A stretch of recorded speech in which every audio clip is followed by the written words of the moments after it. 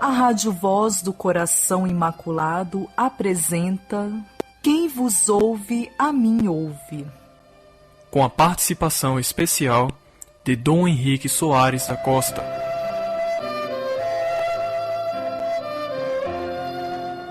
Eu dou tudo e me dou a mim mesmo, e me darei mais ainda pela vossa salvação. Padre que é assim, é a alegria do povo de Deus. Feliz a paróquia que tem um padre assim. Quem tinha um padre assim era o povo de Ars. Quando São João Maria Vianney inventou de ser monge trapista, inventou de sair de Ars, você sabe o que o povo fez. Pegou e trouxe a pulso de volta para Ars. Ia perder um tesouro daquele. E não sei se vocês sabem, mas em Ars o povo montou barricada, vigiava, era por turno, para São João Maria Vianney não fugir. É verdade, porque ele queria ser monge trapista. Queria ir rezar, não vai não, o senhor fica, né? Veja, e vocês sabem disso. Feliz o povo que tem um padre assim. São João Maria Vianney não era um fazedor de pastoral não, viu? Era padre. É outra coisa. É outra coisa. Você sabe aquela cena, você sabe aquela estátua que existe na entrada de Ars. Eu nunca fui a Ars, não. Mas não precisa ir, não. Né? Basta pensar, imaginar, olhar as fotografias. Né? E na entrada de Ars tem um pirralhinho, assim, e o São João Maria Vianney olhando e fazendo assim. Vocês sabem a história. Quando ele foi tomar posse da paróquia, sua primeira e única paróquia, e perguntou ao mocinho, para que lado fica Ars? E o mocinho, um pastorzinho, por ali, seu vigário. Muito bem, você me mostrou o caminho de Ars, eu vou mostrar a você o caminho do céu. Ser padre é isso, mostrar o caminho do céu. Só isso, só isso. Mostrar com a vida, mostrar com a palavra, mostrar com as atitudes, tá certo? Então o padre não é padre para ele, o padre é em favor da igreja e de toda a humanidade. Mas veja, então repare, instituído em favor dos homens. Então o padre é para a humanidade, mas aqui tem uma restrição importante. Nas coisas que se referem a Deus. Eita, quanto o padre esquecido disso. Prefeito de Aracaju, que é comunista,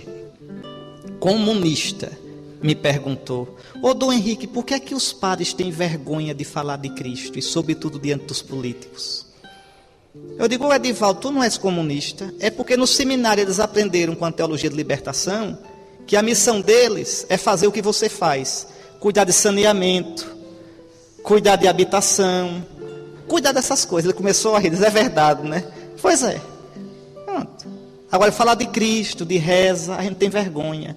Falar de virtude, falar da beleza de Nosso Senhor, falar do céu. Vige, qual é o padre que fala do céu hoje? Falar do céu é alienado, né? Tem que falar da terra.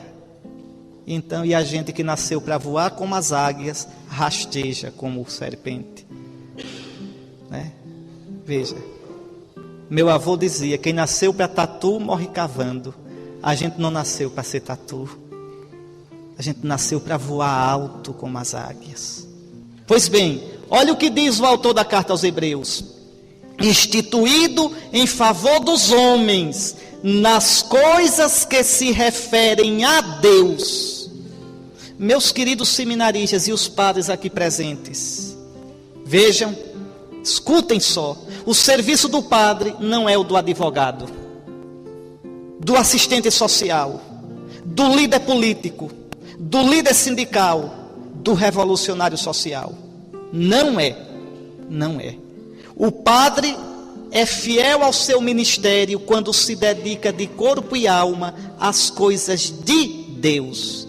Eita, bispo alienado. Isso. Quando, veja, as coisas de Deus. Vocês serão ordenados um dia para cuidarem das coisas de Deus. Tem ONG para cuidar do mico-leão dourado. Tem ONG para cuidar daquele jacaré que está lá se acabando. Tem ONG para ir brigar por aquela árvore. Tem ONG para defender tudo, só não tem ONG para defender Cristo. Só não tem ONG para falar de Deus. Isso é missão de vocês. O padre serve de verdade aos homens, dando-lhes aquilo que ninguém mais, a não ser Ele mesmo, pode dar: Deus e a sua graça, administrando os santos mistérios, os sacramentos. Quando eu ofereço os sacramentos, eu estou dando Deus à humanidade. Quando eu prego a palavra de Deus, eu estou dando Deus à humanidade. Como eu dei Deus a vocês essa semana. Isso, só isso. E quando Ele dá Deus à humanidade, Ele dá tudo.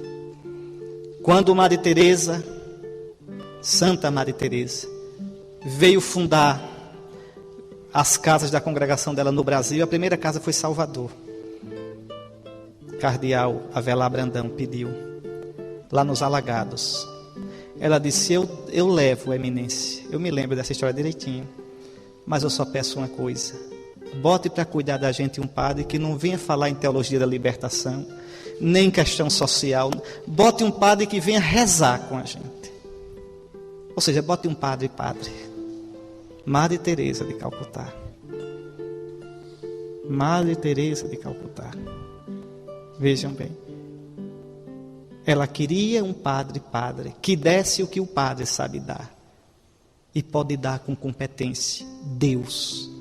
Na palavra, nos santos mistérios, nos sacramentos. É falsa a desculpa de padre ativista, metido em política, com atividades sociais de direita ou de esquerda, com a desculpa esfarrapada de que isso é um serviço ao povo de Deus. Mentira. Não é este o serviço que o rebanho espera de seus sacerdotes. Não é este. A palavra do Senhor é clara: instituído em favor dos homens nas coisas que se referem a Deus. A Deus. Qualquer outra coisa que o padre faça fora disso deve ser como consequência. Deve ser como função, como coisa auxiliar. Mas não é o essencial. O essencial do padre é dar a Deus. É cuidar das coisas de Deus. Mas vamos adiante. Qual é o núcleo do serviço do sacerdote? Então, quem é o sacerdote? O homem humano, como qualquer outro, tirado do meio dos homens, para servir os homens nas coisas de Deus. Pronto. Mas qual é o caroço do serviço do sacerdote? Qual é o núcleo de suas atividades nas coisas que se referem a Deus? Qual é o núcleo? A resposta é surpreendente. Está lá. Para oferecer dons e sacrifícios pelos pecados. Meus irmãos, para desgosto de muitos teólogos e de muitos pastoralistas compulsivos, o cerne da missão sacerdotal, que desgosto, é oferecer sacrifícios pelos pecados. Na perspectiva do Novo Testamento, veja, o sacrifício por excelência, que sintetiza e cumpre todos os outros, é o sacrifício pascal de Cristo, tornado sacramentalmente presente em cada Eucaristia. O sacrifício que limpou o pecado do mundo é o sacrifício de Cristo na cruz.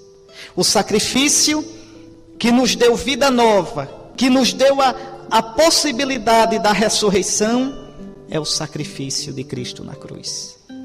Aqui me permitam mais uma observação, que são coisas, meus filhos, que eu não tenho certeza que vocês vão ouvir depois em outro lugar, então tenho que dizer agora.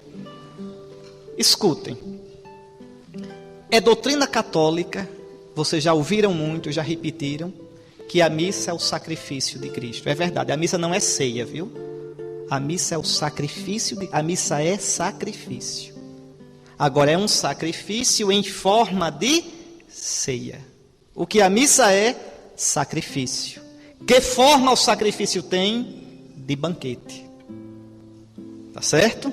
Bom, agora vocês já ouviram muito. A missa é a renovação do sacrifício de Cristo. Não já ouviram isso? Bom, a palavra renovação vocês podem usar, mas não é boa. Está no catecismo, mas não é boa. Porque dá a entender que ficou velho, que você está renovando. Não, a melhor expressão seria presentificação.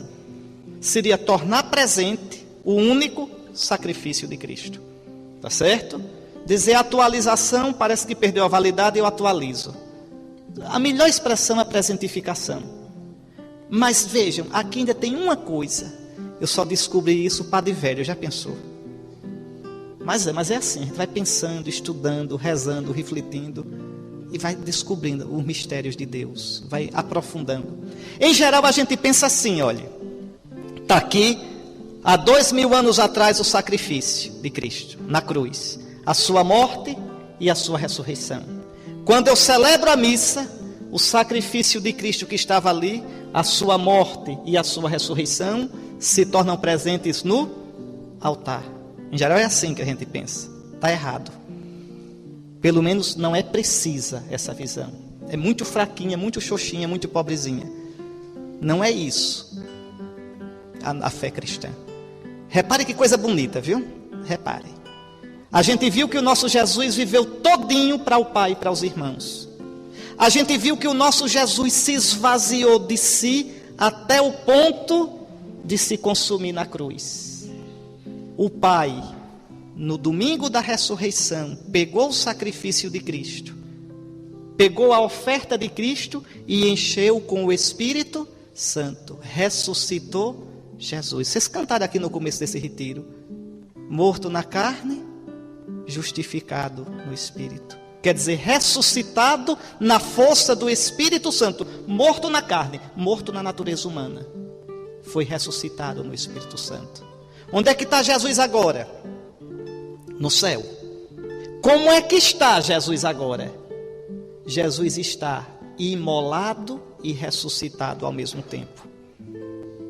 Me digam, no Novo Testamento, quando Jesus aparece ressuscitado, como é que os apóstolos o reconhecem? As chagas. Ele está com um corpo novo em folha, todo glorioso, mas as chagas estão abertas. Não dolorosas, não supurando, mas abertas. Quer dizer o quê? Que ele está ressuscitado, vivo, mas imolado, ferido. O autor da carta aos Hebreus, na segunda leitura da celebração da paixão do Senhor na Sexta-feira Santa, o que diz? Que ele entrou no santuário com o seu próprio sangue. Ele está no céu, apresentando ao Pai o seu sangue. E o Apocalipse, no capítulo 5, versículo 6, o que diz? Eu vi diante do trono um cordeiro de pé, é o nosso Jesus, vivo, ressuscitado, como o que imolado. Então o Pai eu vou usar uma palavra feia, o Pai congelou Jesus na imolação e na ressurreição dele. Eternamente o Filho está novinho em folha, oferecido na cruz e ressuscitado ao mesmo tempo. E no céu é a maior festa, não é como os crentes dizem, o céu só com Jesus, chato, monótono, não. O céu tem lá milhares de milhares, miríades de miríades, veja, que cantam a glória do Cordeiro. Veja, no céu eternamente, mesmo com Cristo sobre o pão e o vinho. O Cristo ressuscitado e sacrificado torna-se presente no altar. A missa é a presentificação do sacrifício de Cristo. Mas ele não vem do passado para o altar. Ele vem do céu para a terra. É por isso que na liturgia cristã, toda liturgia cristã é moldada no Apocalipse. Por que tanta vela? Porque no Apocalipse tem. E por que tanto pano? A pastoral do paninho. Porque no Apocalipse tem. Tem coroa, tem veste branca, e um se prostra para lá, outro faz reverência aqui. Veja, e por que tanto incenso, esse fumacê? Porque no Apocalipse tem, no céu é assim. Ou seja, veja, no sacrifício eucarístico, o céu desce. No sacrifício eucarístico, a terra sobe. Não tem mais, tu sabe mais o que é céu e o que é terra. Em cada Eucaristia está ali o cordeiro imolado. e a gente ainda nesse mundo a caminho. Veja, nosso Senhor nos dá a graça de poder participar da festa do céu.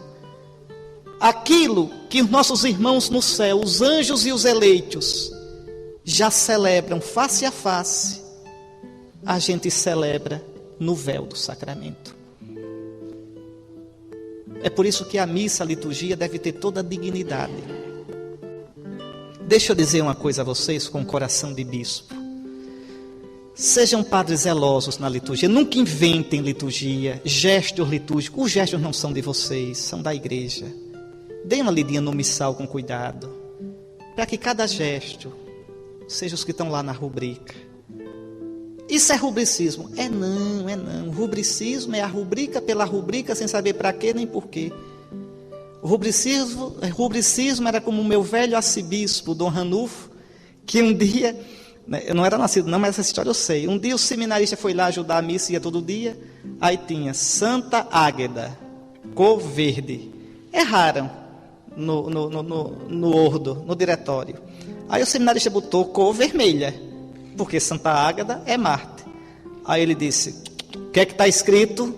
Cor verde, bote verde. Isso é rubricismo. Tá certo? Mas você seguir a rubrica não é rubricismo não. A rubrica foi feita para ser seguida, sim. Todinha, de cabo a rabo, de fio a pavio, nos mínimos detalhes. Agora com alma, com amor.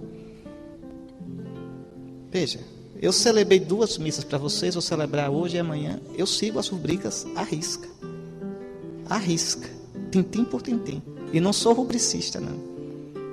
Só obedeço à norma litúrgica da igreja. E não sou escravo da rubrica, não. Celebro a missa com o maior amor do mundo. Nem me lembro da rubrica. Já olhei tanto para ela que já sei de cor, já faço. Nem é a rubrica para você aprender de tal modo que ela entra em você.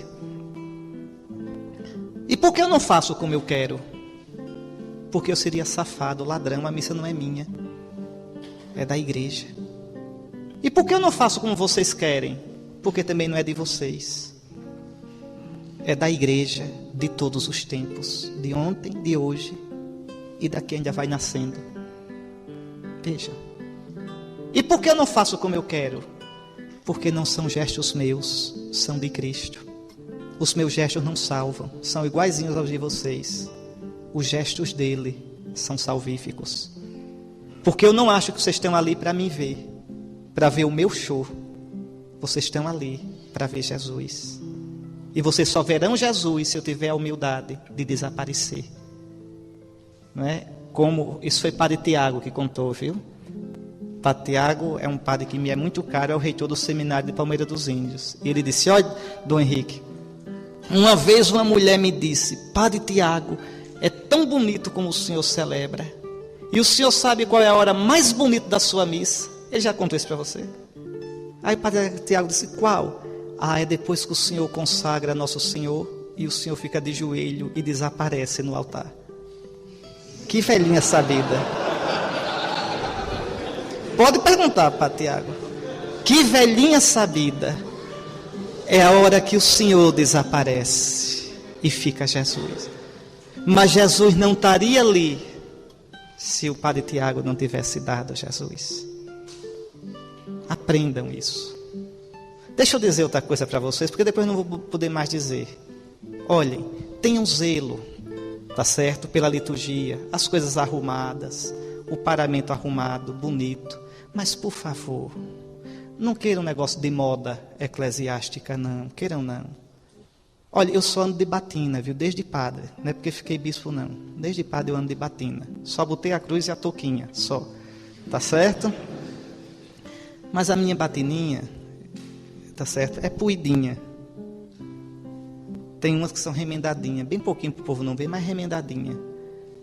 Com ela eu vou para a periferia e vou para a audiência com o governador. Batina quer dizer que eu morri para o mundo e o mundo para mim. Quer dizer que eu estou crucificado para o mundo e o mundo para mim.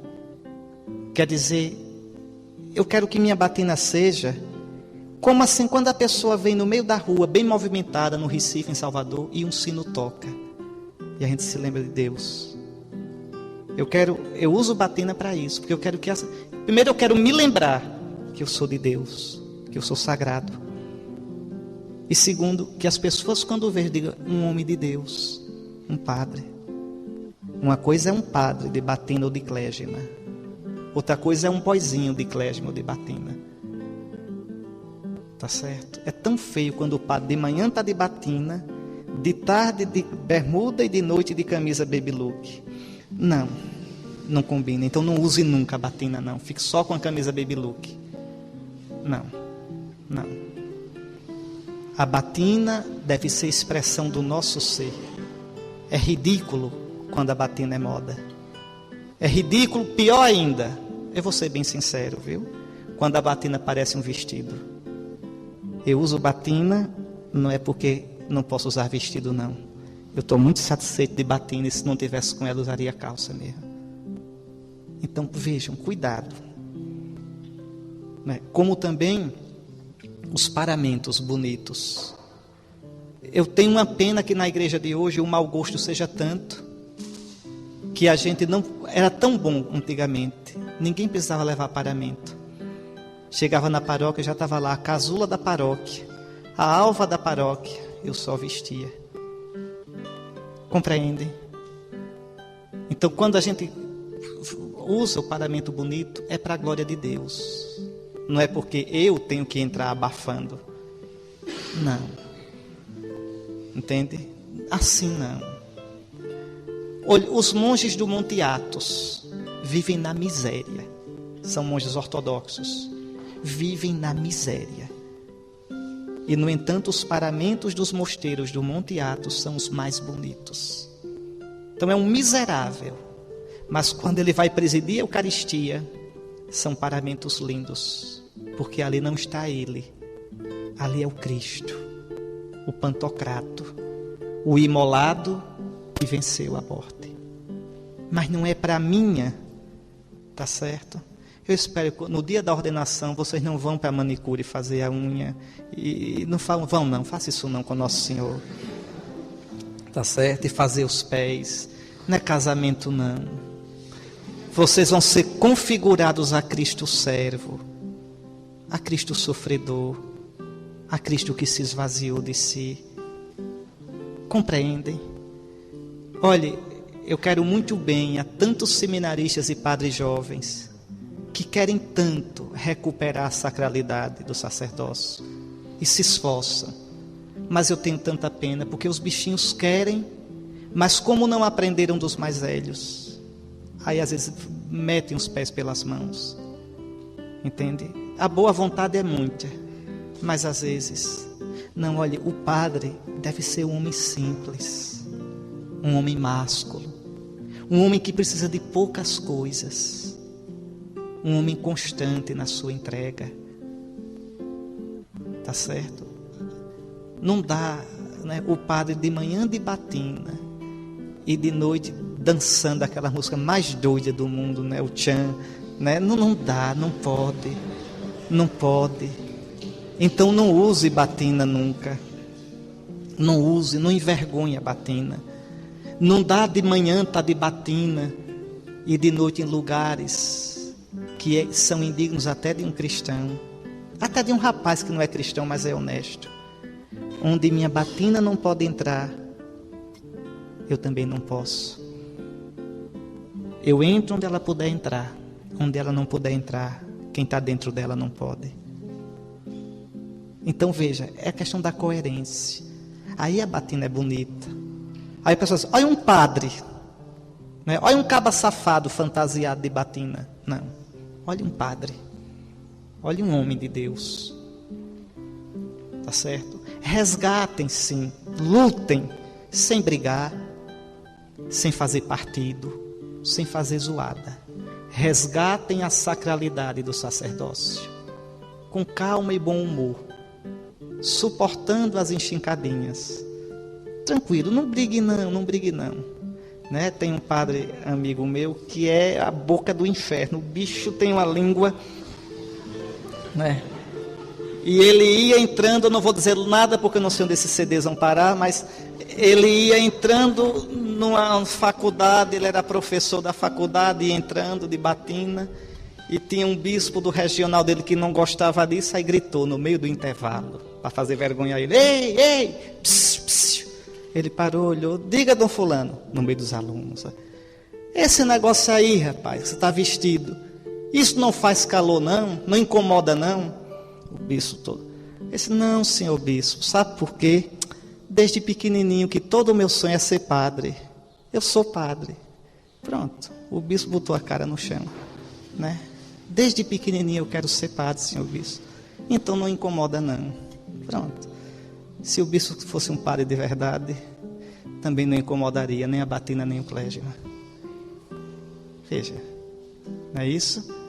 Então vejam, mas por favor, então lutem, mas com calma. Não briguem, não arenguem, respeitem quem não usa, respeitem de coração. De coração. Agora, por favor, quem botar um clégimo, botar uma batina, seja coerente. Seja coerente. Porque os que não usam podem até pintar e bordar, ninguém diz nada. Mas quando um padre que usa batina ou usa clégima cai, a começar dos colegas, diz, tá vendo? Anda de batina, tá vendo? Para esconder a safadeza. Não é assim? Não é assim? Anda de clégima, ele é para disfarçar. Quer dizer, procuram pretexto para ridicularizar. Então eu peço, respeitem, lutem pela sacralidade de vocês. Tá certo? Agora, respeitando e não fazendo disso motivo de guerra. E, sobretudo, se usa batina ou usa o clégima, dignifiquem. Lembrando o que isso significa. E que não pode ser significado de autoafirmação. Tá certo? De pose. Para ser servido. Que nem é, viu? Isso dá um trabalho, às vezes a gente passa umas vergonhas. Mas também às vezes tem umas experiências lindas. Lindas. Tá certo? Que a gente fica agradecido a Deus. Então não pode ser sinal de status, nem de grandeza. Mas somente de que na gente é um outro que está presente. Tenham só um pouquinho de paciência, tá certo? Eu termino já. Então, na perspectiva do novo, então, veja, engana-se, na perspectiva do Novo Testamento, o sacrifício por excelência. O sacerdote é sacerdote para oferecer sacrifícios. E o sacrifício por excelência, que sintetiza e cumpre todos os outros, é o sacrifício pascal de Cristo, tornado presente em cada Eucaristia. Atenção. Então, se é assim, eu posso dizer sem medo de errar, que o padre é sacerdote para o altar, para o sacrifício eucarístico. Eu digo a vocês sem medo, eu fui ser padre por causa da missa. Eu fui ser padre porque eu babava de inveja quando via o meu padre celebrar. Entende? Eu fui ser padre desde criança, que eu celebrava com leite e bolacha Maria. E a mamãe dizia, celebre, meu filho, que eu não gostava de comer. Celebre, meu filho, tome leite com bolacha Maria. Veja, tá certo? Padre virtuoso, que celebrava umas 6 missas por dia, tá vendo? Viu? Pronto, tá certo? E tenho alegria disso e me alegro quando vejo uma criança fazer isso.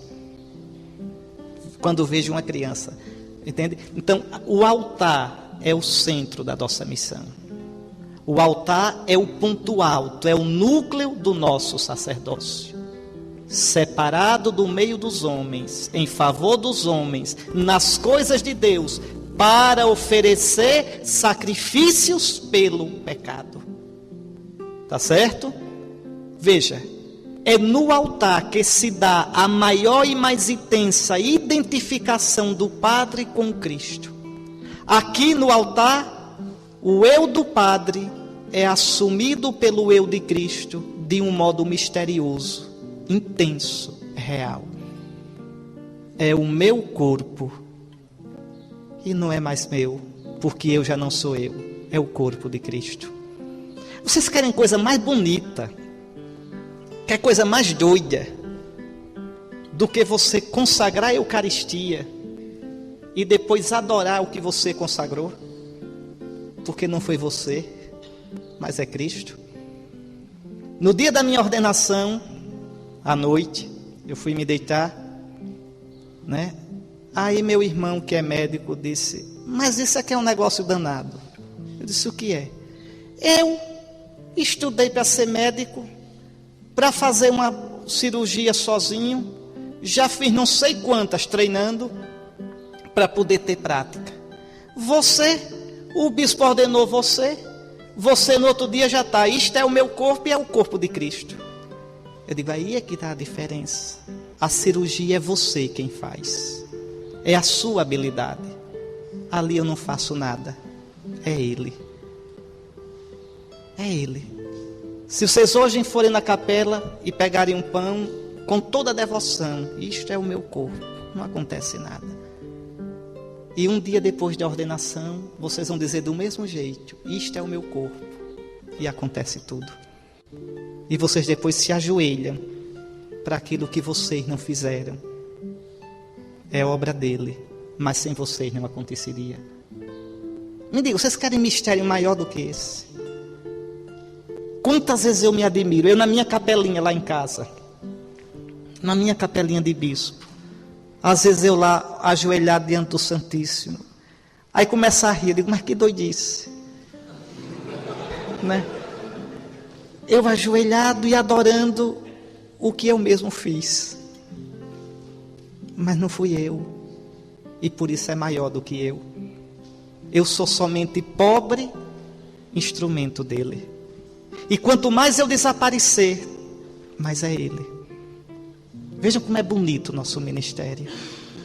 Vejam como é bonito ser padre. Como é bom ser padre. Como é grande ser padre. Mas só devia ser padre quem sabe sonhar. Só devia ser padre quem tem poesia. Só devia ser padre quem sabe entender as coisas do céu. Quem pensa rasteiro, quem é grossão, não devia nunca ser padre. É como jogar pérola para porco. Entende? Não adianta nada. Pois bem, então vou repetir.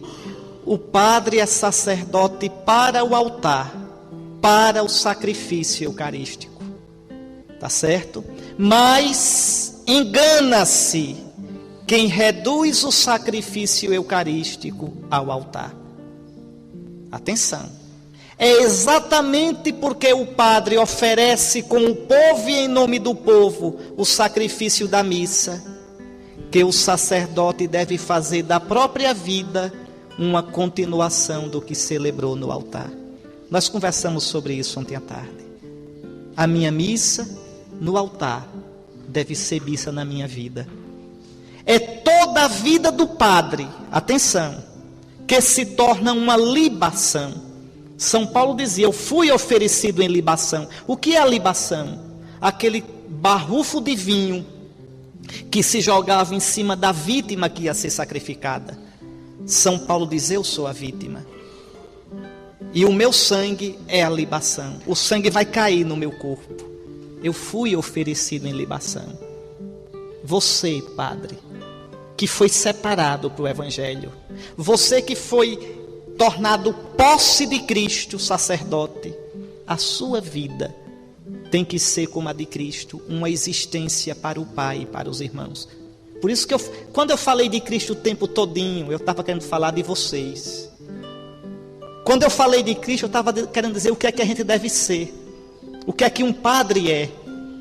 Presença viva dele, todo para Deus, todo para os outros, na obediência ao Pai, até a morte e morte de cruz. Eu estava falando de vocês, porque pelo sacramento da ordem, vocês serão Ele, e Ele será vocês. Vejam, então a missa do padre é a vida toda, ela sai do altar e escorre pela vida toda. Porque oferece o sacrifício da missa, o sacerdote vai se configurando com Cristo, o sacerdote, em toda a sua existência, fazendo de toda a vida, como o seu Senhor fez, uma pró-existência. Assim, a oferta celebrada no altar vai tomando conta de toda a vida do Padre, de modo que ele se oferece em Cristo e com Cristo, nas diversas atividades pastorais, na oração, na celebração dos sacramentos, no aconselhamento, na pregação da palavra de Deus, na promoção humana do seu rebanho. Tudo isso eu posso fazer, mas tudo isso deve nascer da minha missa. Tudo isso deve ser continuação da minha missa. Tudo isso deve ser uma expressão da minha missa. Tudo se torna sacerdotal.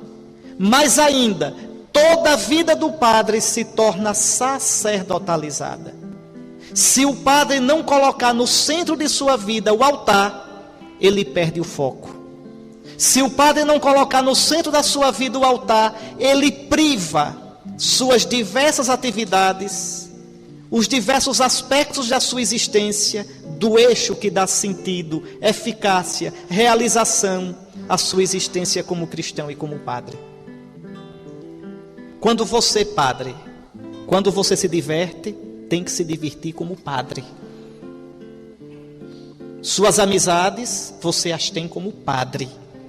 Sua doença, você a vive como padre. E a sua morte, você a vive como padre. É a sua vida todinha. Daí também a importância da missa diária. Olha, meus filhos, dia 15 de agosto que vem, eu vou completar 18 anos de padre. 18 anos. Até hoje, desde 15 de agosto de 92 até hoje, eu nunca passei um dia sem celebrar a missa.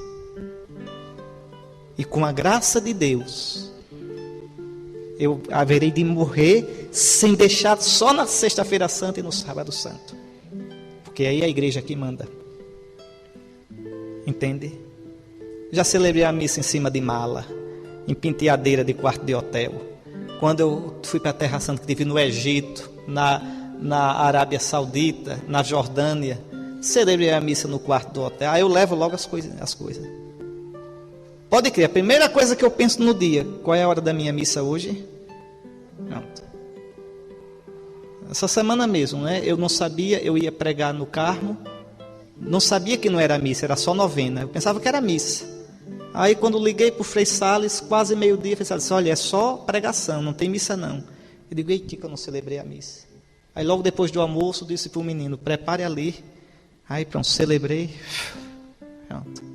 20 minutos, sem enfeite, celebradinha direitinha, né? No decoro, assim, arrumadinha. Pronto. A Santa Missa. Tá certo? Veja, a missa é o foco da nossa vida. Tá certo? Bom, eu termino já. Ficou longo demais esse negócio. Eu já estou com pena de vocês e o horário já acabou, me estão aperreado já ali. Mas veja, exatamente, este estar com Cristo e em Cristo, diante do Pai e em cada Eucaristia, faz com que o sacerdote tenha muito claro, atenção, que não é melhor do que ninguém. O padre é apenas um pobre homem, um pobre cristão, vaso de eleição e vaso de argila. Por isso ele sabe ter compaixão de todos. Diz aqui a carta aos Hebreus, né? Ele sabe ter compaixão dos que caem. Um padre que seja muito santo, mas não saiba ter pena dos pecadores, que não saiba ter compaixão e paciência, não devia ter sido padre. É muito santo, mas devia ter sido monge, eremita, lá longe. Porque o padre é pai. Deve ter paciência, deve ter compaixão, tá certo? Deve saber o ritmo de cada um. Deve saber tirar o melhor de cada um, exigir o melhor de cada um. Mas nunca mais do que cada um pode dar. Porque ele próprio conhece as suas fraquezas. Veja, essa é a nossa missão, é bonita demais. Tá certo? E no sacrifício de Cristo eu coloco tudo. Veja. Pois bem, eu vou. Então, é como Jesus. A pastoral de Jesus a gente viu como era. Pessoal, pessoa a pessoa. Assim deve ser a nossa. Bom, eu vou terminar esse negócio aqui porque não vai dar tempo. Mas só mais uma coisa. Ninguém deve atribuir-se esta honra, senão quem foi chamado por Deus como Arão. O sacerdócio não é direito de ninguém. Vocês não podem forçar a igreja a ordenar vocês. Esse é outro erro muito comum hoje. Se esse bispo aqui não me ordena, ora, aí eu faço uma conta bem rápida. Na igreja tem cerca de 3.500, 4.000 bispos. Não é possível que pelo menos uns 10 desses seja doidinho. Tem que ter doidinho. Então eu pego um doidinho que me ordena. Não. Está errado.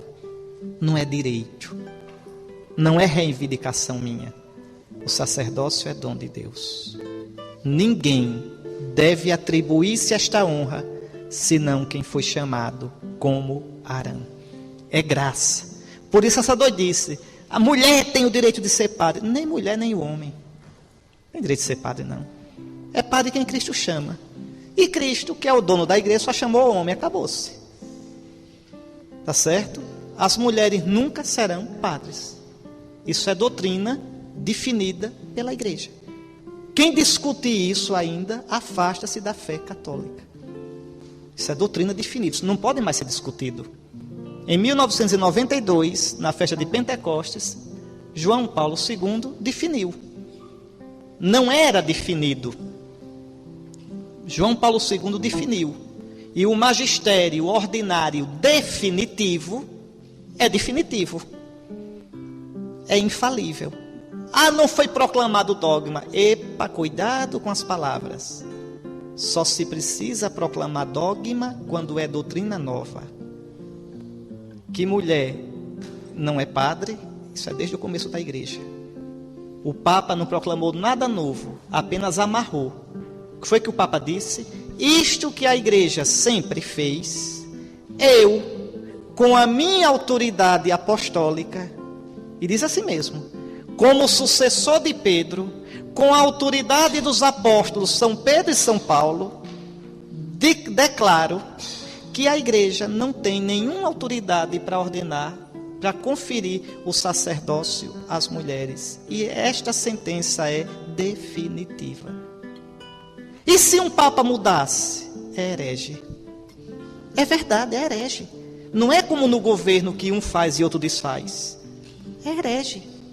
Se um papa ensinar uma coisa contra a fé da igreja, é heresia. Se um papa ordenasse mulher, eu romperia a comunhão com ele. Eu, bispo, aí um bispo está dizendo, olha, eu romperia, eu negaria a comunhão a ele. Romperia. É herético. Tá certo? Seria obrigado a ir para a igreja ortodoxa. Infelizmente. Tá certo? O Senhor da igreja é Cristo. É Cristo. Tá certo? Então veja, não é direito. É graça.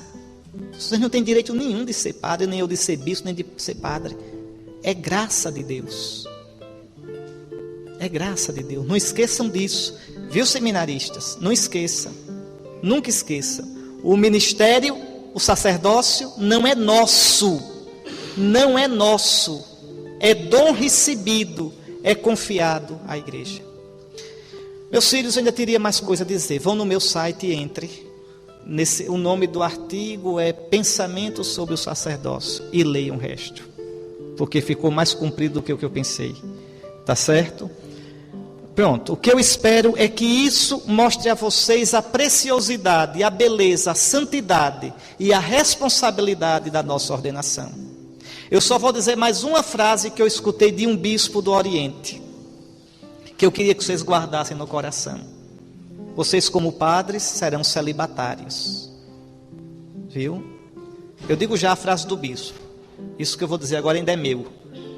Viu? O celibato não é o estado normal do homem.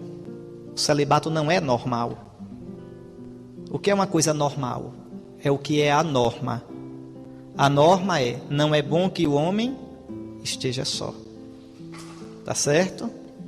Mas Jesus também disse, né? Há aqueles que nascem castrados, há aqueles que são castrados pelos homens e há aqueles que se castram, que vivem como castrados por amor do reino de Deus. Quem puder entender, entenda. É pouca gente que entende. E no mundo como o nosso, cada vez menos gente. Escutem só, mas não é o normal. Então escutem, para depois não dizer que a igreja enganou vocês. O celibatário será sempre um homem de coração ferido. Viu? Se vocês entrarem nesse negócio mesmo, saibam, vocês terão sempre, até morrer, o coração ferido. Terão uma carência em vocês. E porque esse bicho é uma carência, cuidado. Cuidado. Porque a carência nos deixa frágeis. Frágeis. Por isso, escutem só. Aí agora eu vou dizer a frase do bispo. Ninguém consegue ser celibatário. Depois eu vou explicar a frase, viu? Ela é meio doida. Se não tiver vida de monge. O que quer dizer isso? Se não tiver uma vida disciplinada. A minha hora de acordar é esta. Eu vejo este programa, não vejo este, não vejo este. Não perco tempo com isto, com isto. Ou seja, eu tenho, na minha casa não entra esse tipo de coisa, tá certo? Então tem que ter cuidado. O padre só vive cercado de menininhas. Chega, o padre termina, está fazendo faculdade, termina a aula, toda noite está na lanchonete com aquelas duas meninas. Não, padre. Você está colocando em risco o seu celibato. Ah, não, mas eu faço sem má intenção. Não, padre. Não seja bobo, não. Daqui a pouco está apaixonado. E ainda que você faça com a maior boa intenção, o padre não deve ser só direito. Ele tem que parecer direito. Ser e parecer. O que é que tem se eu toda noite dou carona naquela menina? Tem tudo, padre. Mas esse povo é muito maldoso. Mas claro que vai ser maldoso. Então você não tem o direito de levantar suspeita. São Paulo diz, em tudo nós procedemos de modo a não levantar suspeita sobre o nosso ministério. Né? O padre com a casa cheia de rapaz. Aí entra no quarto, abre a geladeira. Não, padre, a casa paroquial não é sua, é da paróquia.